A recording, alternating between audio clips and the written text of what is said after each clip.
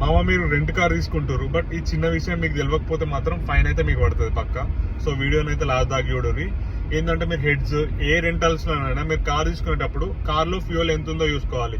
అది చూసుకోపోయారు అనుకోండి, మీకు 70% ఫ్యూయల్ తో వాళ్ళు ఇచ్చారు అనుకోండి, మీరు 70% తో రిటర్న్ ఇచ్చినప్పుడు వాళ్ళు 100% ఉందనుకునే మీకైతే ఫైన్ వేస్తారు. సో అది చెక్ చేసుకోండి, ఆర్ఎల్స్ మీకైతే పెద్ద ఫైన్ పడుతుంది.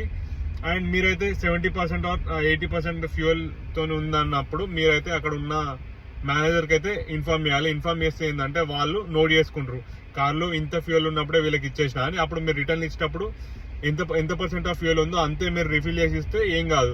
ఒకవేళ మీరు వాళ్ళకి చెప్పకపోయారు అనుకోరి, కారు 100% ఫ్యూయల్ తో ఇచ్చారు అనుకోని మీకైతే ఫైన్ వేస్తారు, ఫ్యూయల్ ఛార్జెస్ వేస్తారు అండ్ సర్వీస్ ఛార్జెస్. సో అంత పైసలు బొక్క పెట్టుకునే కంటే కొంచెం ముందే ఫ్యూయల్ ట్యాంక్లు ఎంత ఉందో చూసుకొని వాళ్ళకి ఇంటిమిడేట్ చేస్తే చాలా బాగుంటుంది. సో ఈ వీడియోని అయితే మీకు హెల్ప్ఫుల్ అయితే మాత్రం పక్కా ఫాలో కొట్టరు మామ.